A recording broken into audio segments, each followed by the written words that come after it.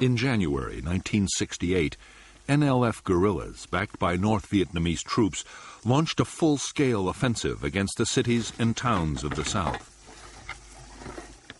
For 2 years, they had been cautious, avoiding big battles. But at TET, the Vietnamese New Year, they staked everything on one all-out bid for victory.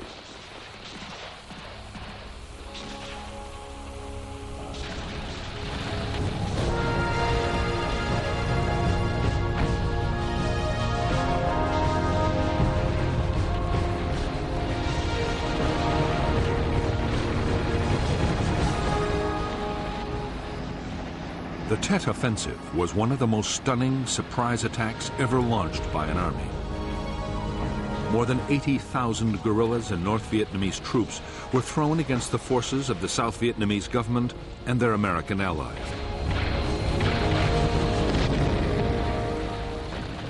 The battles were on a scale which no one had imagined the Viet Cong could achieve. The fighting even spilled into the American embassy in Saigon.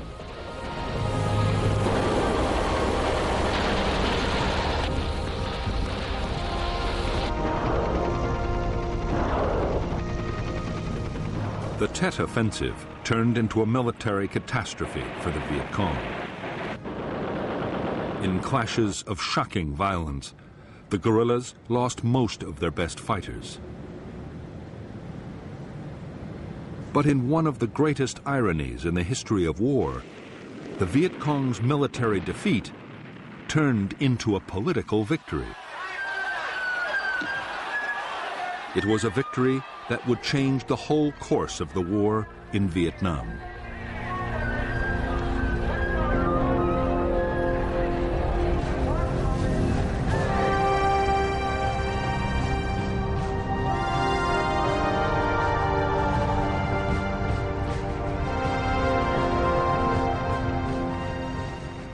American forces in South Vietnam had spent 1966 massively building up their numbers. Men and supplies poured in. Bases, airfields, and port facilities were expanded at a frantic pace.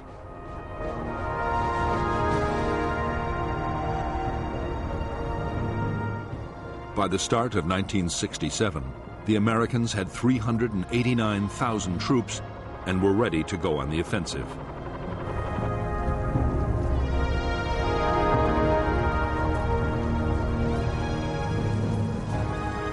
The American aim was to defeat the NVA and NLF force by now numbering nearly 128,000. For 7 years, the NLF had been fighting to overthrow the government of South Vietnam and reunite the South with the North. The North was backing them with supplies and men, and had sent units of the North Vietnamese army to fight inside the South.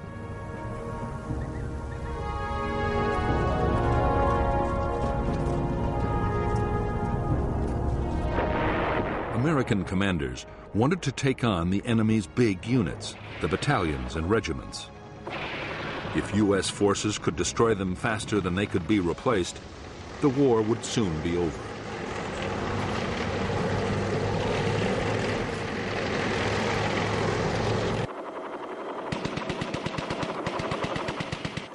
In fact, the American strategy had quickly run into trouble.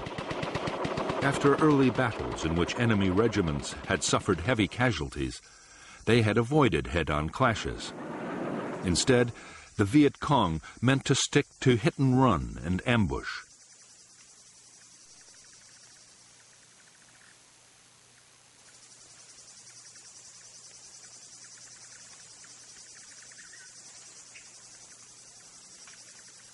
The Viet Cong's tactics caused American casualties to rise sharply.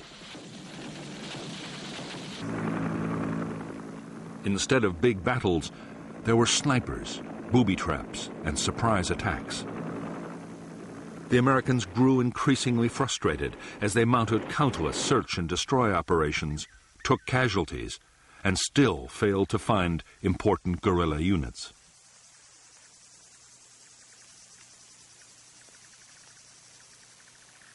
The commander of American forces in Vietnam, General William C. Westmoreland, was determined to make the Viet Cong fight big battles. Only then could superior American firepower be used to the full.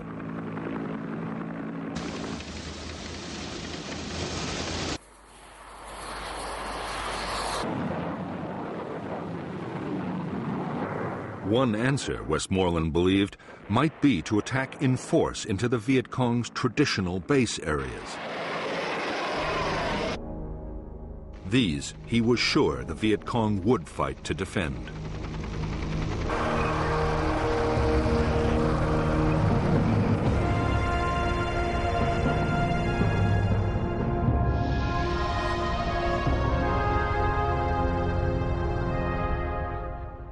By 1967, there were strong American Marine forces based in the heavily populated coastal areas of northern South Vietnam. In the Central Highlands, there were Army units, including the Air Cavalry Division. However, the greatest concentration of U.S. Army strength was in the Saigon area, and it was there, between the capital and the Cambodian border, that the Americans launched their biggest operations.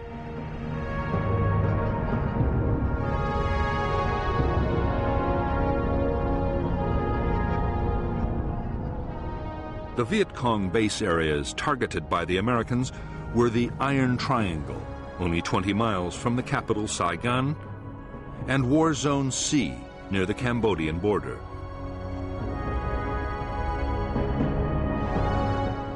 Along with War Zone D, these areas held strong NLF regional forces and the elite 9th Division. Supplied down the Ho Chi Minh Trail from North Vietnam, the bases were springboards for attacks in and around Saigon. In January 1967, the Americans launched Operation Cedar Falls into the Iron Triangle. Between February and May, Operation Junction City swept War Zone C.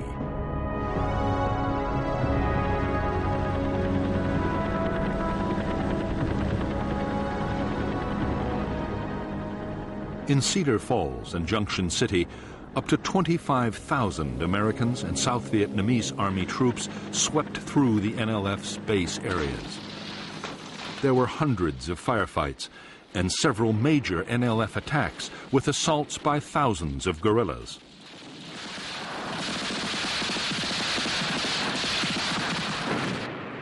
But the Americans never did succeed in trapping any of the big units. The Viet Cong regiments melted away into forests and swamps or over the border into Cambodia, where the Americans were forbidden to follow.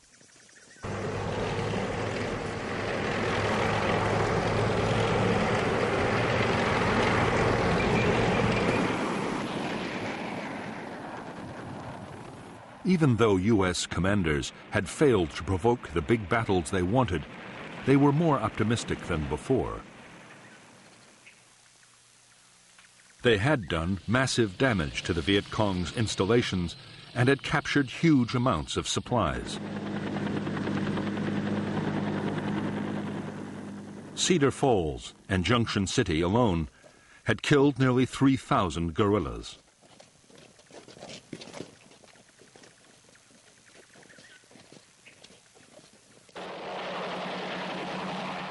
U.S. forces had also blunted an enemy initiative further north, where the war was between the Americans and the North Vietnamese Army.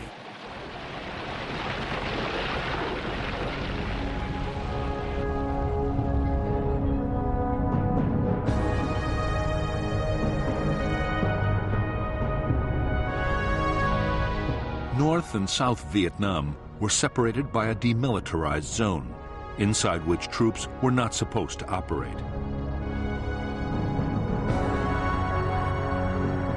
South of the zone, the American defense against the North Vietnamese Army was a string of fire bases. Khe Sanh, the Rock Pile, Camp Carroll, Cam Lo and Dong Ha along Route 9, and the newly built Can Tien and Jiaolin.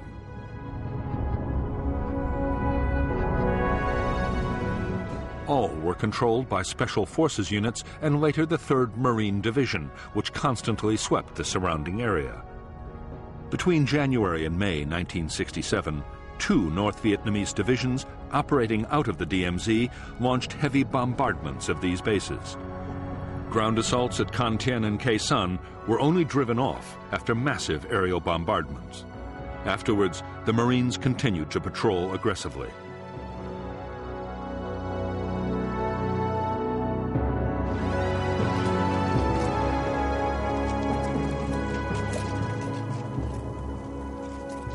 The increased North Vietnamese activity on the DMZ triggered an American plan to reinforce the whole area.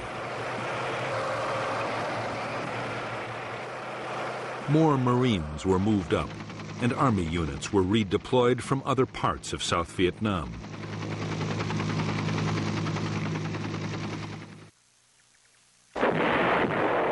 Meanwhile, in the Central Highlands, the Americans intercepted North Vietnamese Army units moving in from Cambodia.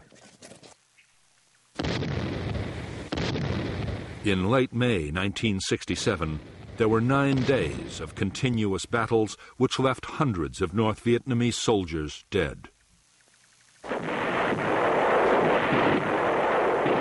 While American ground operations were piling on the pressure in the first half of 1967, the U.S. air campaign against North Vietnam had also been stepped up. The aim of the bombing was to force the North to stop supporting the war. In fact, the bombing and the massive ground assaults were having exactly the opposite effect.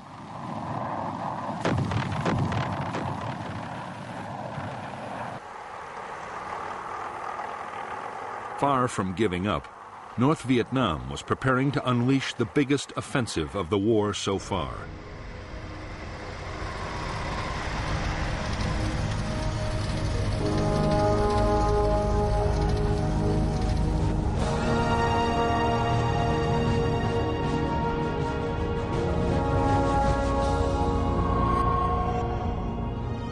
Time and again, Ho Chi Minh, the aging North Vietnamese president, had proclaimed that the Vietnamese people were prepared to fight for 20 years.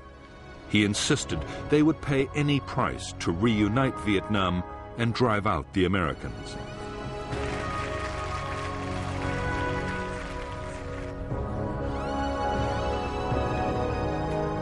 Privately, however, Ho and most of the Hanoi leadership had come to believe that the war could not go on in the same way for much longer.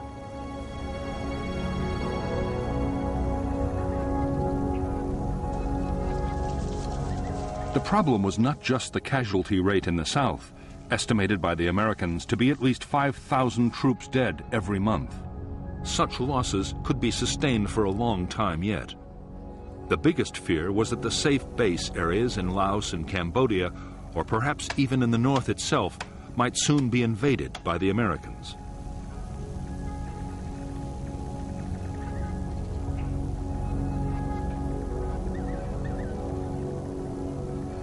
There were also worries about how well the morale of the population would stand up to a bombing campaign that might go on for years.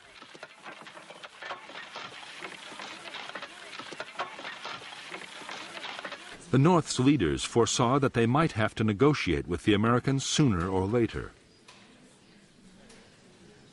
But before that happened, they were determined to make one more attempt to win the war on the battlefield. In July 1967, the Politburo, led by Party First Secretary Lee Duan, proposed an all-out offensive in South Vietnam timed for early 1968.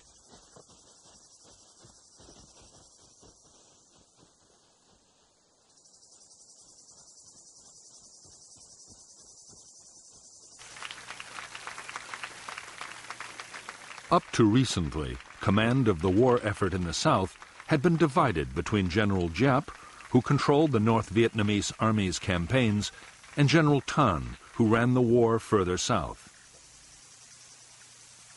And there had been disagreement between them about the planned offensive. But just as preparations got underway, General Tan died of heart disease in a Hanoi hospital. For years afterward, it was thought in the West that he died as the result of an American bombing raid on his southern headquarters. As well as the loss of a charismatic leader and the shock to the Viet Cong's command, it was an ironic turn. Now Giap was solely responsible for planning the entire campaign.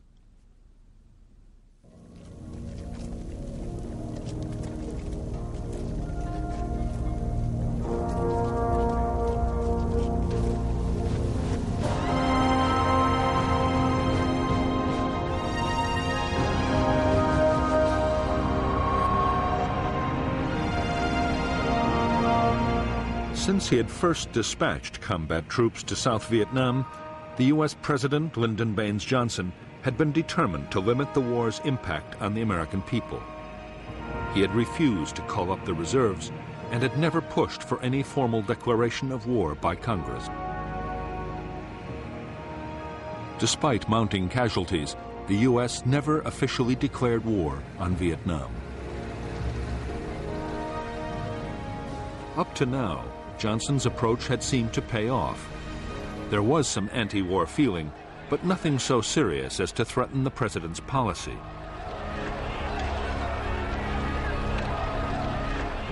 However, the toll of American combat casualties, now running at more than 6,000 killed, wounded, and missing every month, was hardening opposition. The draft call had been increased, yet so far no real attempt had been made to get the American public's support for the war or its aims.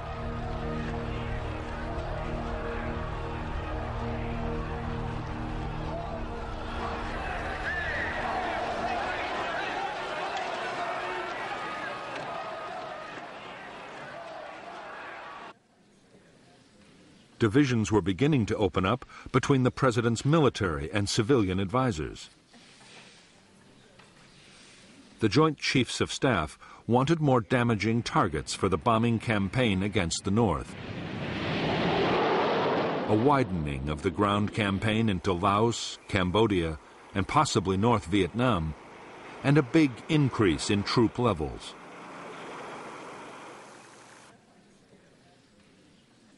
On the other hand, the Defense Secretary, Robert McNamara, strongly opposed escalating the war.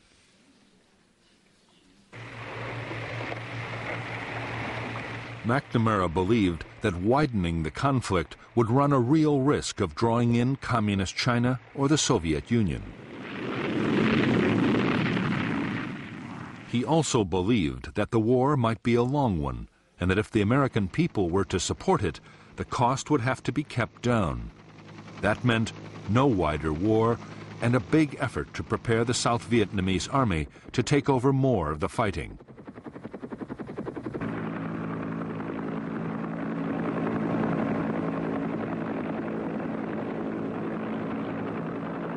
In the face of contradictory advice from his military and civilian advisors, President Johnson's reaction was to compromise. The bombing war would be intensified to include a whole range of targets which would hit the North Vietnamese war effort hard. On the other hand, there would be no expansion of the ground war. The army would get fewer than 50,000 extra men, and the reserves would not be called up.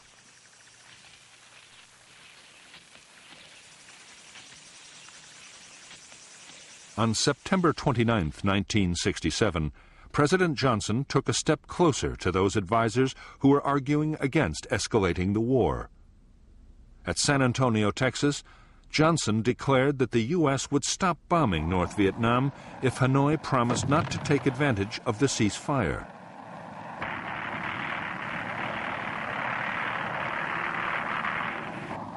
There was no response from Northern leaders.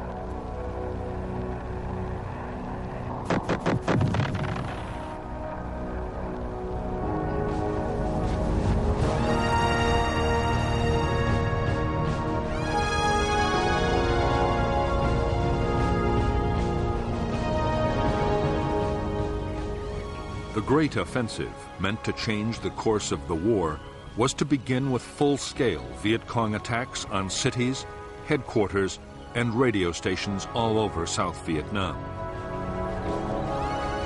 The shock of the offensive would cause the South Vietnamese army to collapse. Government troops would be encouraged to mutiny, and some might even be persuaded to turn their guns on the Americans.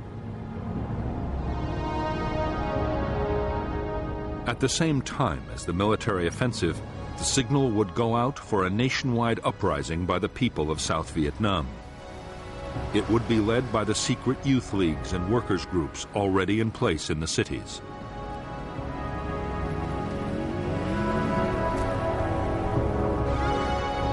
The government would be overthrown, and a new NLF-led regime would call for the Americans to leave.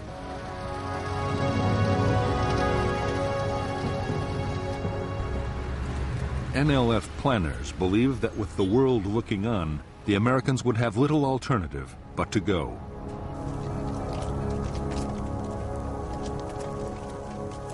The success of the general offensive depended on the Viet Cong avoiding the overwhelming firepower of American forces. Fortunately, the cities and towns were garrisoned by the much less formidable South Vietnamese army.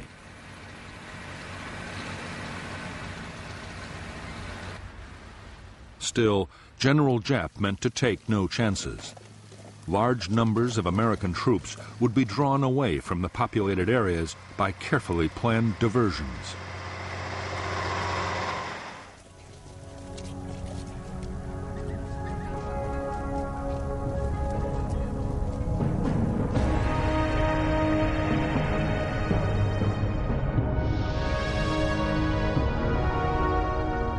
In the last months of 1967, the North Vietnamese army meant to attack government troops at Song Bay and the American base at Dak To.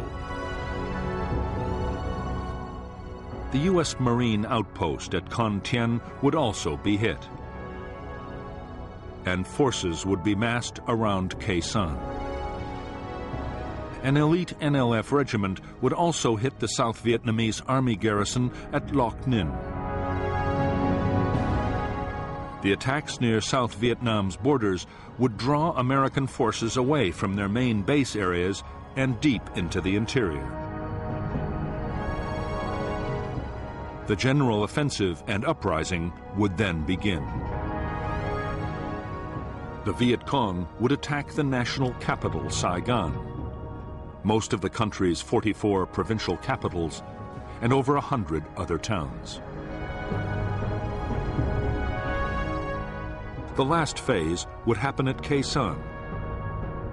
There, the NVA would win a major victory over the United States in a huge set-piece battle that would destroy the American will to carry on the war.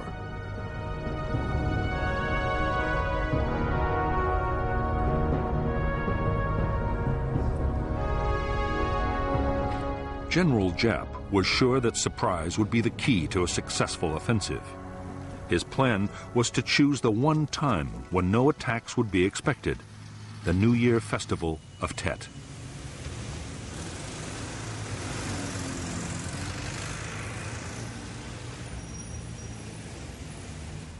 In previous years, an informal ceasefire over the holiday had seen vast numbers of South Vietnamese army troops on leave, celebrating with their families. Although an attack during TET would be deeply offensive to much of the population, it would be certain to catch the enemy totally unprepared.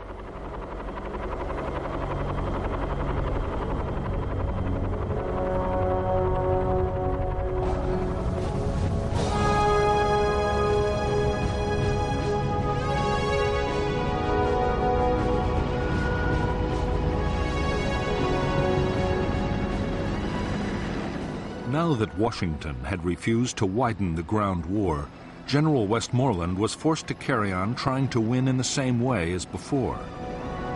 His forces would continue to mount relentless offensives meant to cause the guerrillas such losses they would have to give up.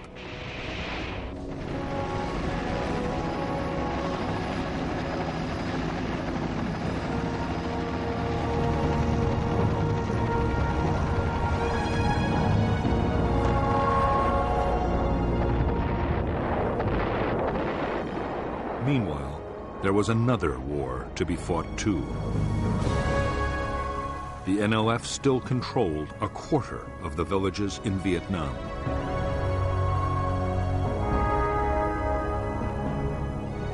Attempts by the South Vietnamese government to get back control of the rural areas had been going on for years.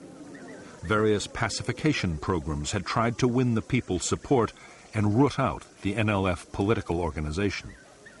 The campaign had failed dismally, in part because it was poorly coordinated with the American war in the field, and because successive Saigon regimes and the CIA had alienated the people with thousands of assassinations of suspected NLF sympathizers. It was also in this year that the Phoenix program of assassinations began. Washington was now insisting that the two efforts, pacification and the bigger war, had to be pulled together to make one grand strategy.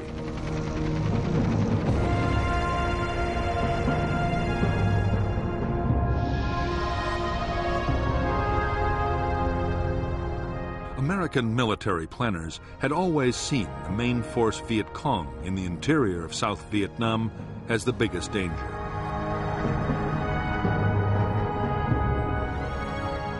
They threatened the populated areas with attack, and the Americans believed they supplied men, food, and weapons to the local guerrilla units.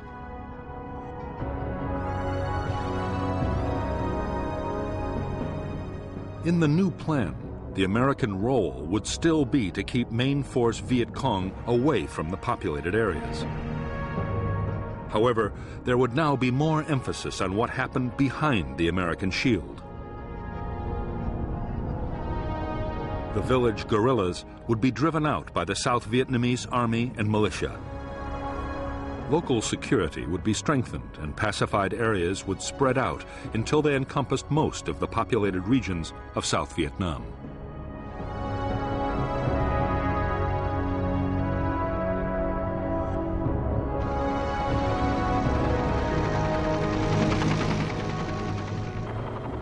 American strategists were convinced that if the U.S. military effort and the government's pacification program could be made to work together, they could win the war against the Viet Cong.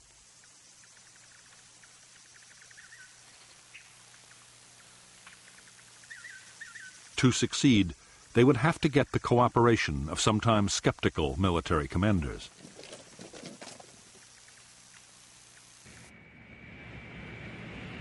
They would also have to do something about the huge number of different American agencies supporting pacification projects.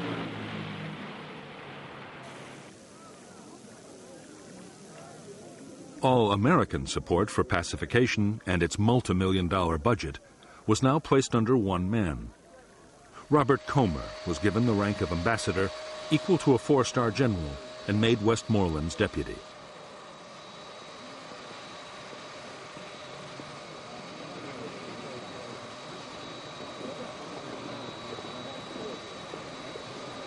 Everyone knew that Comer faced an enormous task, but in Saigon and Washington there was real optimism. It looked like the United States at last had a strategy that could deliver a solid victory in Vietnam.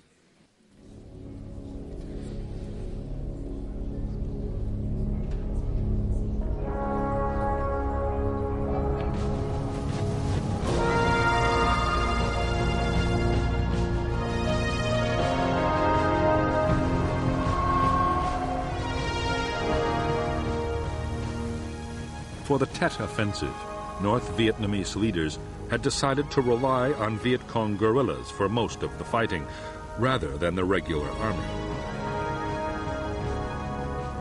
They believed that the people of the South would be more likely to join the revolt if the offensive was led by Southerners. It would also reassure the NLF leadership inside the South, who had a real fear that their role in the war would be taken over by Hanoi.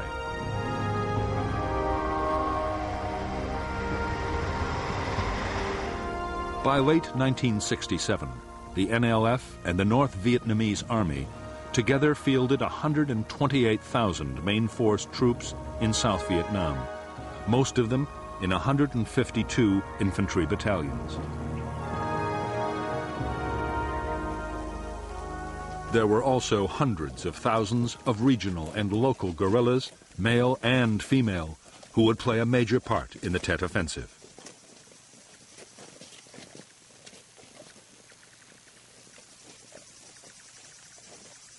Although the Americans believed that local Viet Cong guerrillas in the villages were supplied and supported by the main force units, the opposite was usually the case. It was the village guerrillas who supported the main force battalions.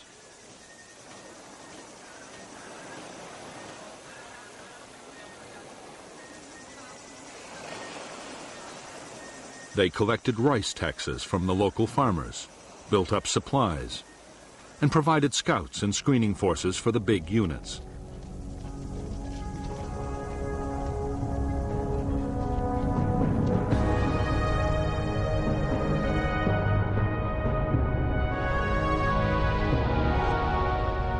All communist military forces in the southern part of South Vietnam were controlled through the Viet Cong's mobile headquarters, the Central Office for South Vietnam.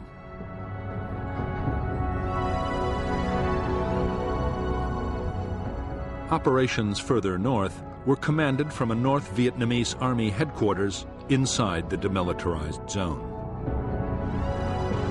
For the Tet Offensive, the NVA would deploy elements of the 341st Division, supported by Viet Cong sapper battalions just below the demilitarized zone.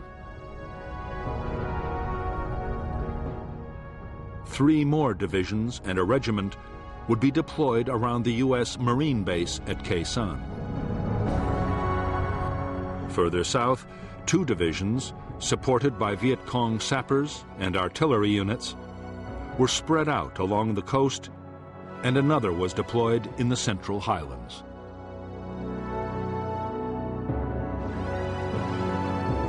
The Viet Cong fielded 3 formations of divisional strength, all within 75 miles of Saigon. Countrywide, they also had 30 independent main force battalions and more than 60 regional and local battalions. Altogether, the equivalent of 10 divisions.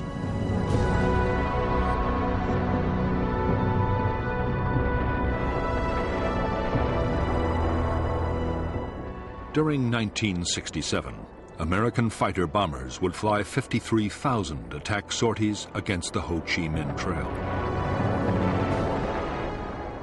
Their aim was to cut off the flow of forces and weapons from the north to the southern guerrillas. In spite of the massive scale of the bombing campaign, it was having little real impact on the Viet Cong's buildup for the Tet Offensive. The area the bombers had to cover was vast, and the Viet Cong were experts at camouflage.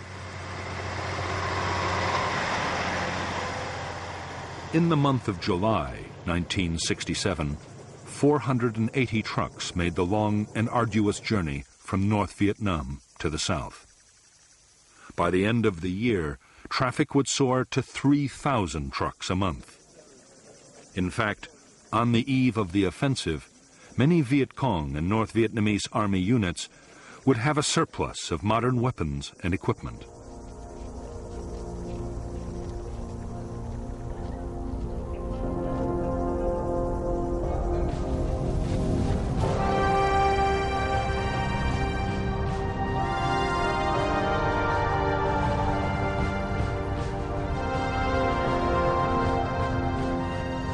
The North Vietnamese Army and most Viet Cong guerrillas were well equipped with light infantry weapons, including the superb AK-47 Kalashnikov assault rifle.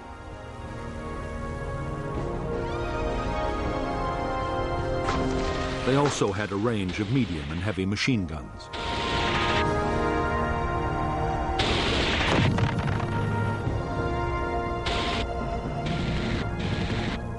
Because American aircraft were always on the prowl, almost everything had to be carried by porters, often at night. That meant the most valuable weapons were those that had the hitting power but could still be transported easily.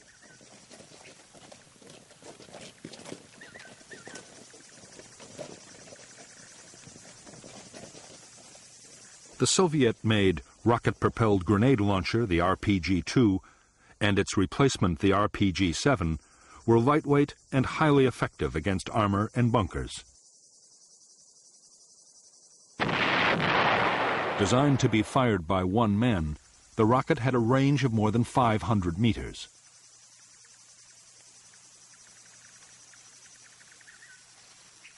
For much longer ranges, the Chinese 75mm recoilless rifle, the Type 52, was an accurate and powerful weapon. It was able to fire high-explosive shells over 6,600 meters. And with a high-explosive armor-piercing shell, it was effective against armor at up to 800 meters. Its big disadvantage was that if its crew needed to move fast, it was a cumbersome weapon to manhandle.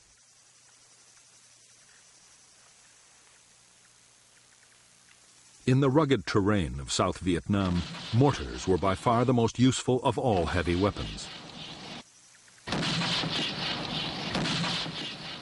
The NLF and the North Vietnamese Army had thousands, and they were the perfect combination of hitting power, range, and portability.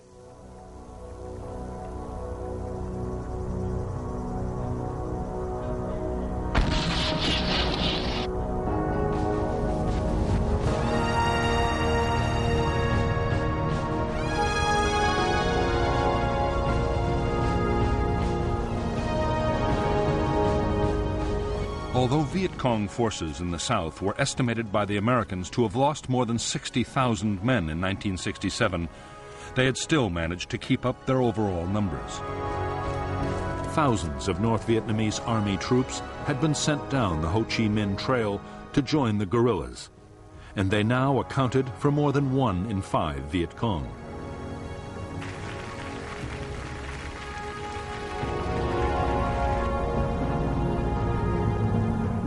The guerrillas also operated a draft in the villages. Because men younger than 20 were not called up by the South Vietnamese Army, most teenagers were still at home and made up a huge pool of potential recruits.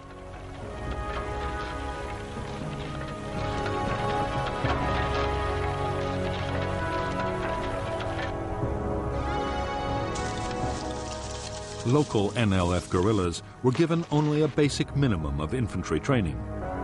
Later on, though, if they were recruited to a main force unit, they could get up to a month of advanced instruction.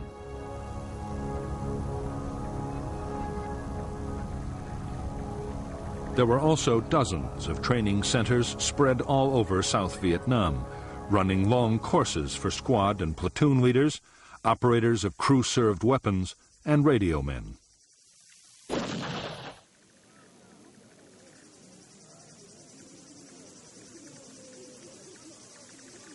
To make sure the guerrillas understood what they were fighting for, all training courses included political instruction.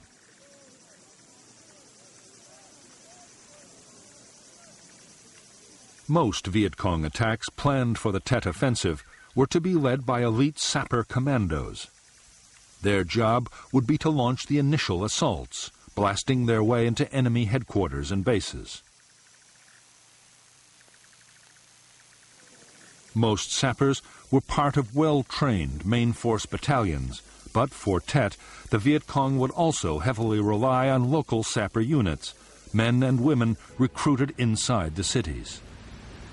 Many drove pedicabs, cyclos, and taxis, or were chauffeurs and delivery men, and knew their way around the streets like no one else could.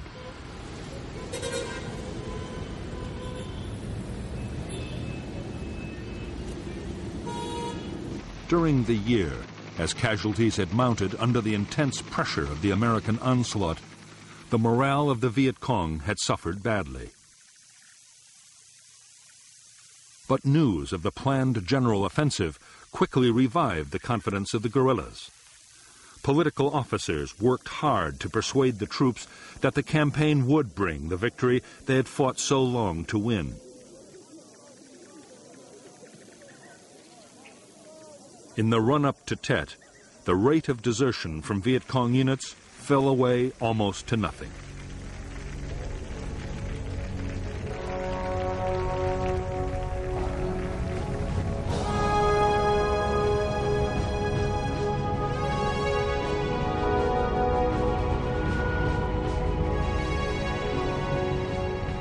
By late 1967, there were almost 500,000 American military personnel in South Vietnam.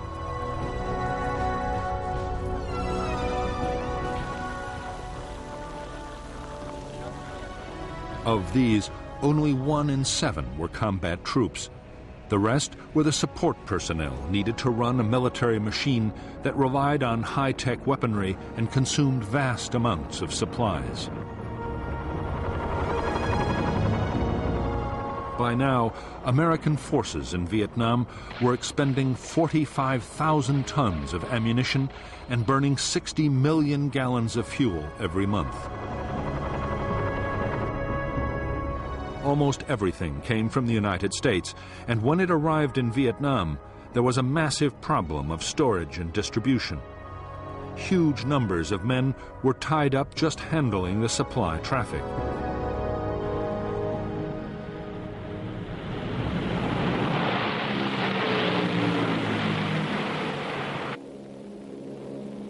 Protecting the dozens of big American installations scattered all over the country and securing major road links was another enormous drain on manpower.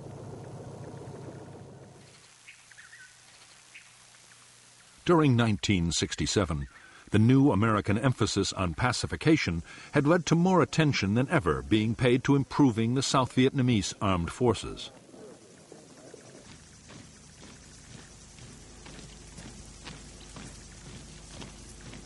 The armed forces now numbered more than 340,000 soldiers, and there were also nearly 300,000 regional troops and other militia.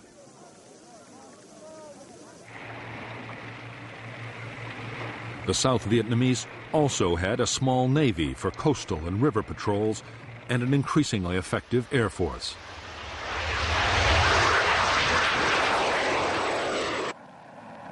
Its pilots were now flying a quarter of all combat sorties inside South Vietnam.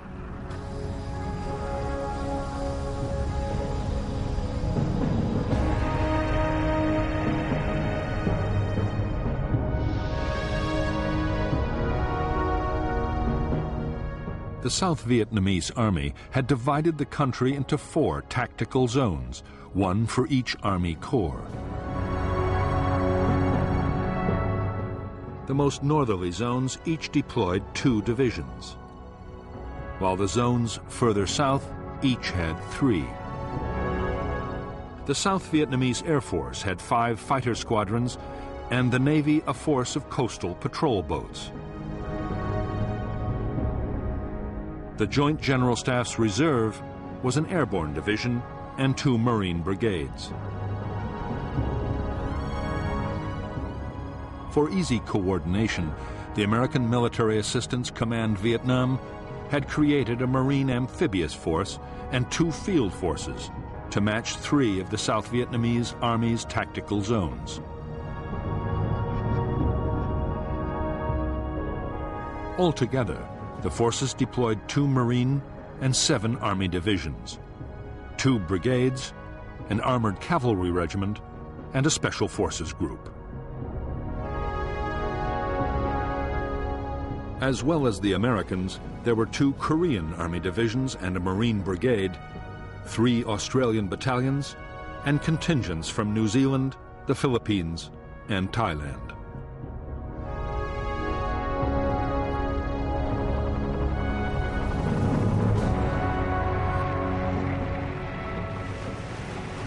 During 1967, the Americans had launched their first combat operations in the extreme south of Vietnam. Up to then, the maze of rivers and canals in the Mekong Delta had been left to the South Vietnamese Army.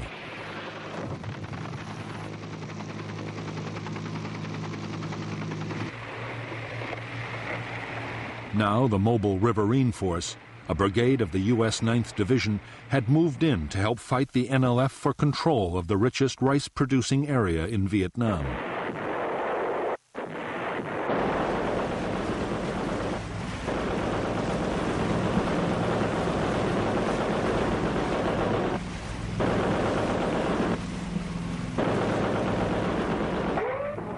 The mobile riverine force was unique in the U.S. Army.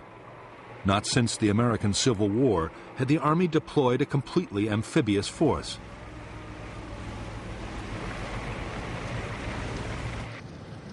It had its own base, a man-made island.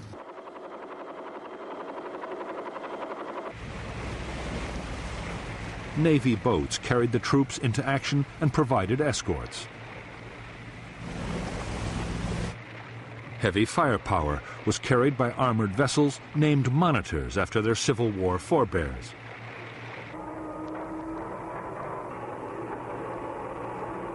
During the TET offensive, the mobile riverine force would see heavy fighting.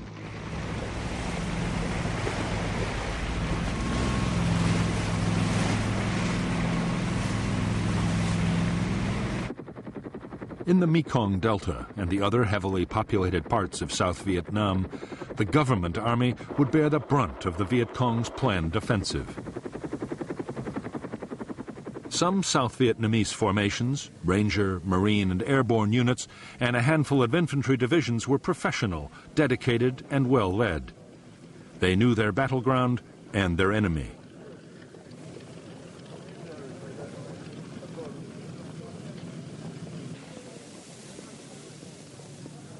But 6 of the Army's 11 divisions were in poor shape, suffering from corrupt and incompetent officers, desertion, and obsolete equipment.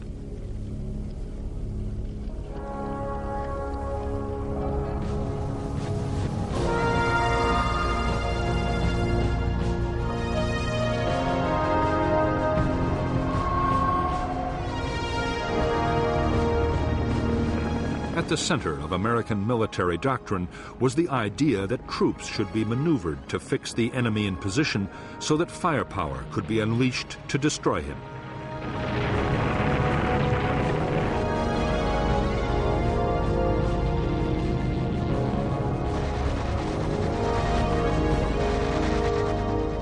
In defense, too, heavy firepower played a critical part. Every American infantry division in Vietnam could call on massive support from aircraft and sometimes from long-range artillery.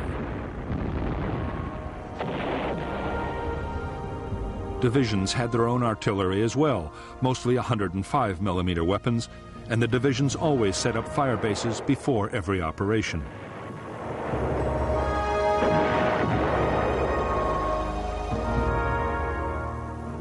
Each company also had its own mortars.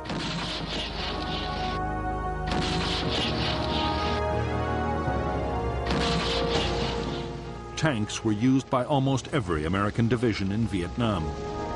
The most important tank unit was the 11th Armored Cavalry Brigade.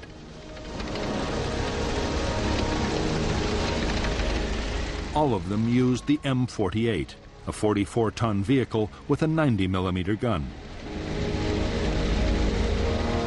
In spite of early doubts about how tanks might fare in Vietnam, their firepower and armor were invaluable for securing roads and escorting convoys.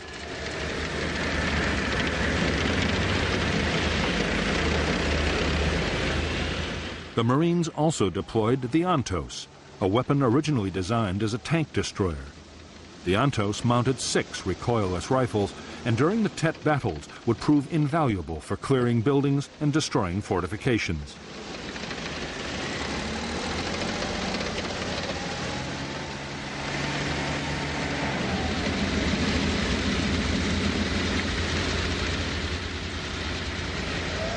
Of all the armored vehicles deployed in Vietnam, the most useful by far was the M113 Armored Fighting Vehicle, known to American troops as the Track.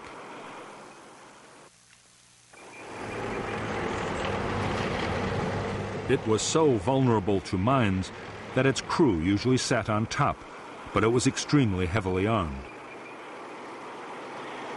Tracks mounted several weapons, including at least one 50-caliber machine gun, a weapon too heavy to carry on foot.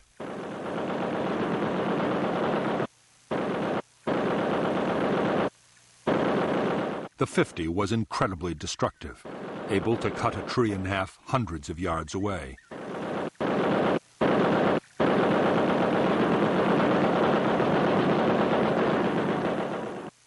The weight of firepower that a track could deliver and the vast amounts of ammunition it could carry saved American units from being overrun time and time again.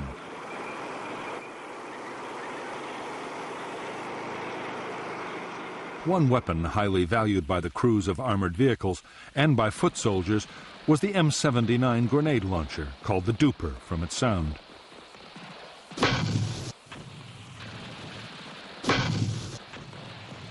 The Duper's range was up to 250 meters, and its explosive shell would kill within 15 feet of the blast. A good grenadier could hit a target the size of an open window at 100 meters and fire a shell every 3 or 4 seconds.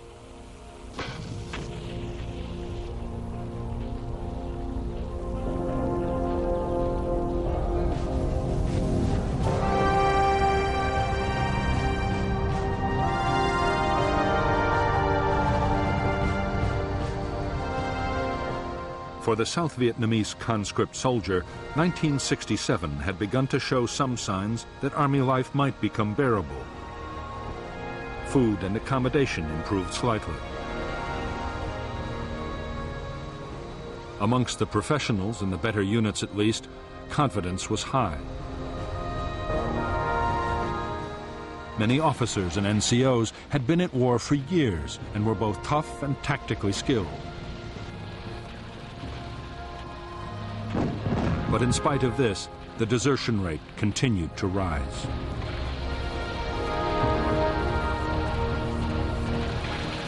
While the South Vietnamese conscript served 4 years, the United States Army had stuck to its policy of bringing soldiers home after one 13-month tour of duty.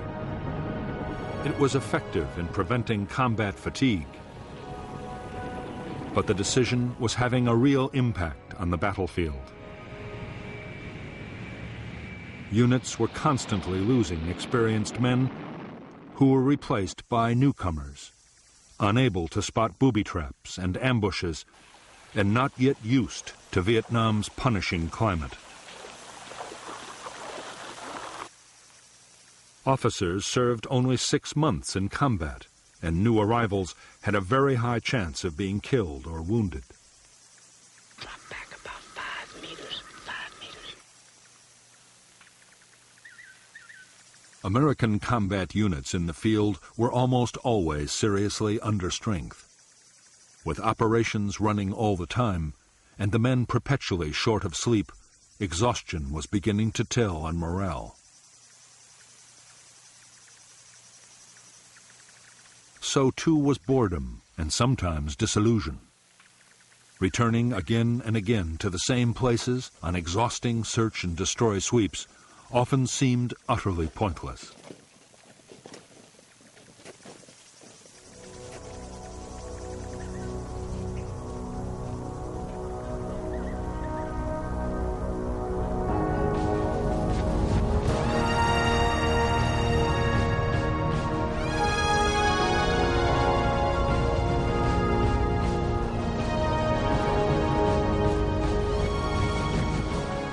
In the early autumn of 1967, as communist forces were building up for the TET offensive, the internal divisions that had plagued both sides throughout the war began to come to a head.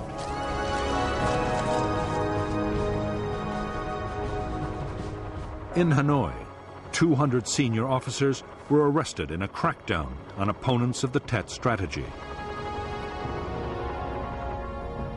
In Washington, Robert McNamara, the increasingly disillusioned Defense Secretary, had lost the confidence of the president and would soon resign.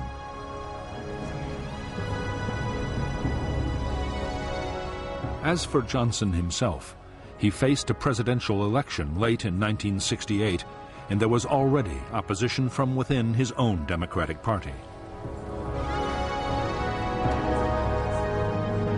Meanwhile, on the streets, opposition to American involvement in Vietnam was growing more and more vocal.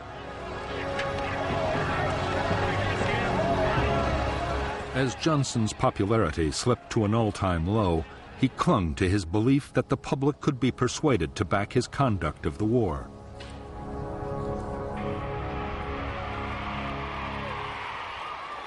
he embarked on a huge public relations campaign in which Washington and Saigon pumped out masses of information, all supporting the line that the war was being won.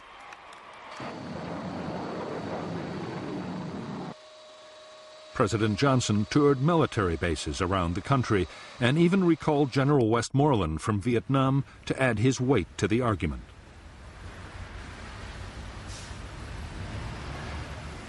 Speaking to one influential gathering after another, Westmoreland assured his listeners that the end was almost in sight. What the general did not know was that halfway around the world, in the forests and mountains of South Vietnam, the first phase of the communist offensive had already begun.